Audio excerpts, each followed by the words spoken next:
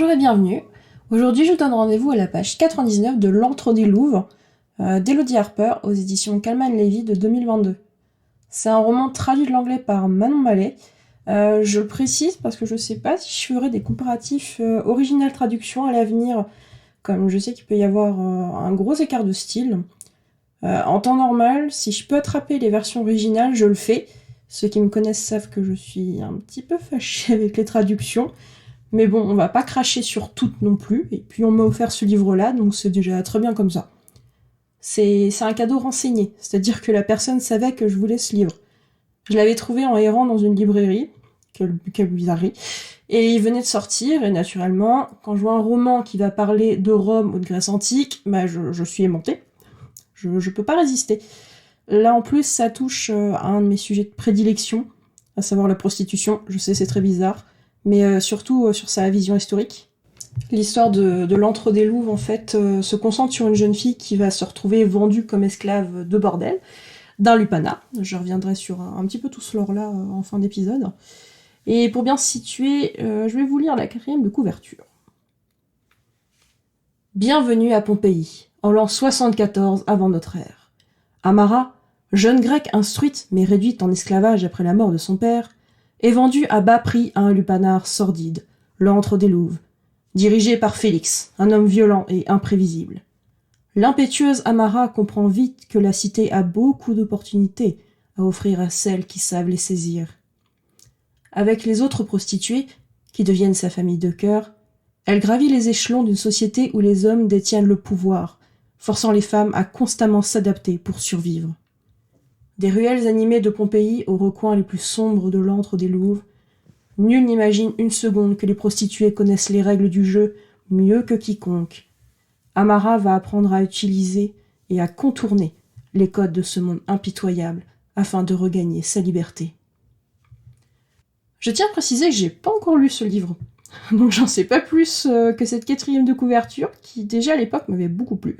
Et là, de la relire aujourd'hui, je sais pas ce qui m'a empêché de le commencer dès que je l'ai eu entre les mains, en fait. Ce résumé, il condense tout ce que j'aime de base. On est en romantique, on a un personnage féminin qui doit se dépêtrer d'une situation assez peu enviable. Ça parle de codes sociaux, de familles d'adoption, de jeux dans l'ombre. On va sans doute visiter les bas-fonds d'une civilisation qui a pourtant brillé pendant des siècles et des siècles. Et pour le moment, en fait, j'achète. Mais après, on va voir ce que va nous dire cette page 99. Je me souviens pas l'avoir lu à l'époque où j'avais mis ce livre sur ma wishlist. Et en fait, si ça se trouve, c'est une horreur. Mais bon, il y a qu'un seul moyen de le savoir.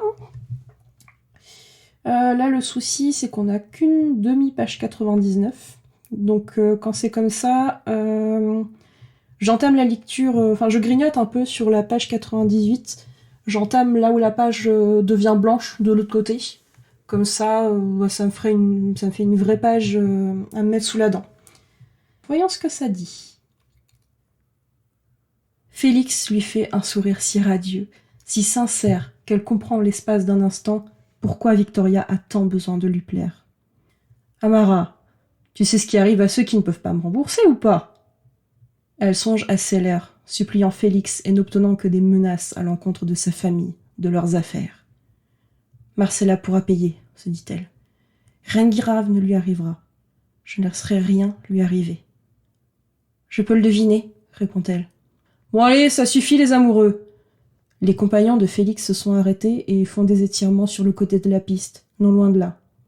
À l'évidence, leur amusement est en train de se changer en impatience. L'un d'eux s'approche. Il a le long du visage une cicatrice blafarde où sa barbe refuse de pousser, et lance. « Elle te sucera une autre fois, ta copine. C'est moi que tu devrais goûter, fait-il à Amara en avançant le bassin. Tu voudras plus de lui après. Félix en rit, mais Amara le sent irrité. Plutôt parce qu'on lui demande de se dépêcher que parce que l'on insulte sa virilité, soupçonne-t-elle. Ta bite est si petite qu'aucune de mes putains ne pourrait la trouver, rétorque Félix en attirant Amara à lui. Il lui caresse le visage, l'autre main au creux de ses reins, et l'embrasse si longuement que les autres se mettent à siffler. Puis il lui assène une claque sur les fesses, à l'évidence en signe d'un au revoir. Fais attention à toi, dit-il en s'éloignant déjà.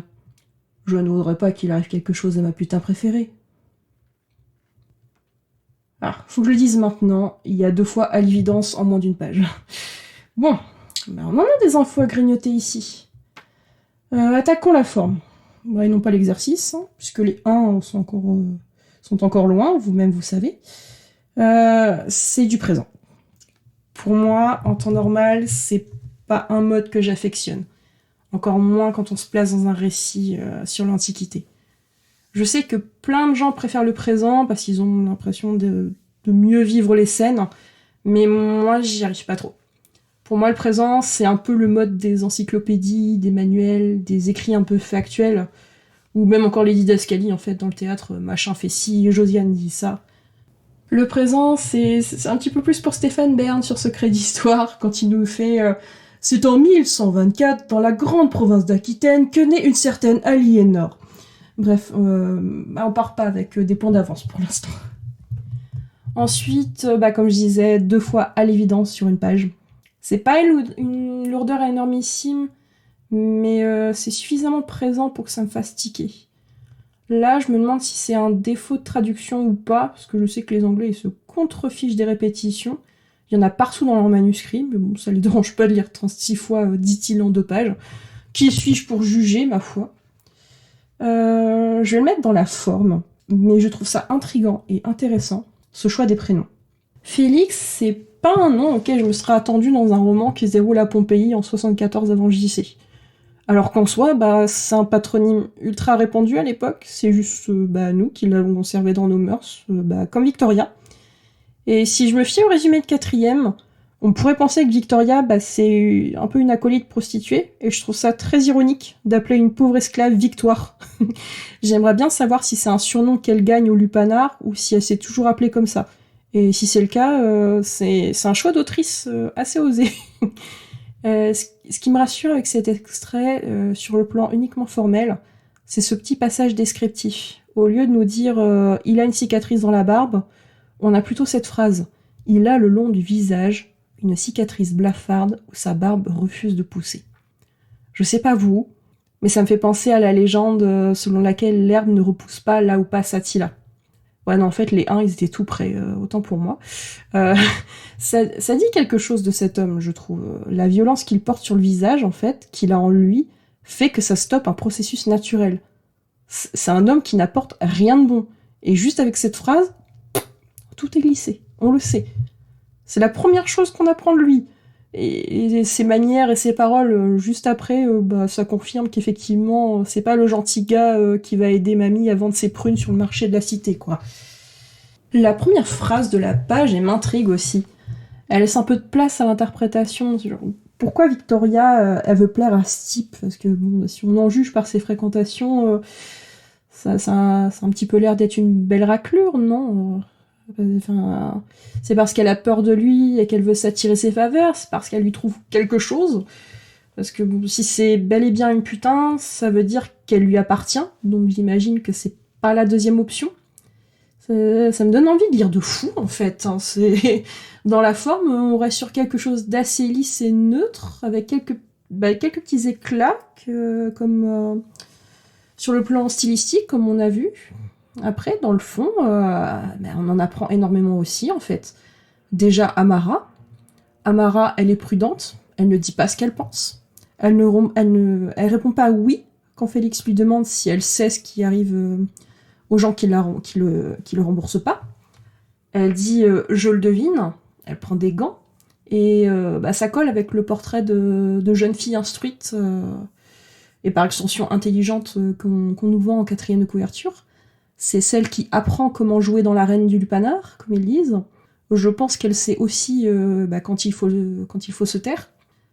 Je préchote un petit foreshadowing quand elle se jure qu'elle ne laissera rien arriver à la certaine Marcella, dont on ignore tout pour l'instant. Pour moi, si elle le pense aussi fort, c'est qu'il va lui arriver des bricoles. Et par sa faute. Je pressens que ça va être la leçon que va apprendre Amara, et ça va pas être Jojo. Marcella, je mise pas sur ton cheval. Des os, pas des os. Je sais pas ce qu'Amara a fomenté avec elle, mais à ce stade de l'histoire, ça ne peut pas être quelque chose qui va réussir. C'est une jeune fille lettrée. Elle n'a pas encore les codes qu'il lui faut pour bien filouter. Et le Félix, je suis sûre qu'il va lui mettre à l'envers. D'ailleurs, en parlant de Félix, c'est fou ce qu'on en apprend sur lui. Sans que ce soit vraiment dit en plus. Déjà, quand il pense à ce qu'il fait aux gens qui ne le payent pas, son premier réflexe, c'est de se marrer. De se marrer avec authenticité. Il prend pas des airs menaçants avec Amara, c'est pire. Il sait qu'elle sait. La menace, elle a même pas besoin d'être exprimée en fait. Elle plane, elle empeste toute l'atmosphère de la scène. C'est un homme cruel qui côtoie d'autres hommes cruels, qui plus est vulgaire. Mais bon, ça c'est le cru de 74 avant le JC, donc bon, rien de bien étonnant. Mais ce qui en dit le plus sur lui, en fait, c'est comme le dit Amara, il n'est pas offensé dans sa masculinité avec la petite insulte. Et je pense que c'est vrai, ce gars, il a rien à prouver, que ce soit à lui-même ou à quelqu'un. C'est pas une petite insulte tiède qui va le faire bouger, parce qu'il sait que c'est pas vrai, en fait. Et il est suffisamment confiant avec ça pour que ça le choque pas. Non, non. Ce qu'il aime pas, le bougre, c'est qu'on le presse. C'est un homme qui n'aime pas qu'on lui dise quoi faire, qu'on lui donne des ordres. C'est lui le maître. C'est lui qui décide. C'est lui qui a l'ascendant sur le monde qui l'entoure. C'est un homme intelligent, cruel, sadique. En quelques interactions, on sait déjà ce qu'il est et que l'obstacle, la vraie menace dans ce roman, c'est lui. Pendant tout le temps où j'ai lu la toute petite page 99, là, j'avais envie de me barrer, de respirer. C'est pire que d'être enfermée dans une toute petite cellule noire. Amara, elle est emprisonnée, mais de manière ambulatoire. Et la petite conclusion avec la claque sur la fesse, c'est typiquement le comportement du proprio de jument qui la flatte avant une course avec un air mais concupiscent. Et c'est ça que j'ai envie de lire. C'est horrible, mais c'est ce genre d'idée que j'avais en tête. Une atmosphère mais saturée de menaces et qui pue le renfermé spirituel. Où en fait, t'es qu'une chose dans un monde d'hommes où ton passé, tes origines, ce que tu sais, rien n'a d'importance à leurs yeux. T'es de la viande et Amara, elle est traitée comme telle. J'ai une sorte de fascination morbide pour le milieu de la prostitution, mais pour tous ces aspects, mais notamment historiques. Là, dire que le lupanar de l'histoire s'appelle l'antre des louves, c'est un joli pléonasme, parce que lupanar, c'est littéralement là où s'agglutinent des louves, des prostituées. Quand on parle de la légende de la louve qui a élevé Romulus et Rémus, les fondateurs de Rome, c'est en fait une image. Une louve, c'est une putain. Et les deux petits gars, ils ont simplement été élevés par une prostituée, qui a dû les trouver je ne sais où et a eu pitié d'eux. Mais ça devait quand même être une poule de luxe, parce que se permettre de ramasser 2 bambins en étant toute seule et les garder assez longtemps pour qu'ils grandissent, faut avoir les moyens, surtout à l'époque. Ça voulait dire que cette louve-là, elle était indépendante, donc pas en bordel, et que ça ferait d'elle plutôt une courtisane, donc sur la partie brillante de la pièce de la prostitution.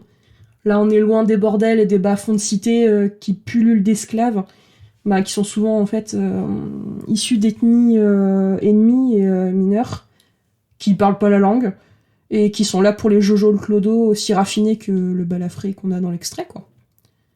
Je sais pas s'il y aura des scènes explicites de viol dans ce roman, j'espère que non. Mais clairement, dans un tel cadre, ça va être difficile de passer à côté, je pense. En imaginant que malheureusement ce soit le cas, ça a quand même bien reboossé mon envie de le lire, ce livre. Je sais pas ce que vous en pensez, dites-moi en commentaire si vous le connaissiez, ce livre, si vous avez une petite envie après cette présentation. Je pense que ce sera ma prochaine lecture après Atalanta de Jennifer Saint.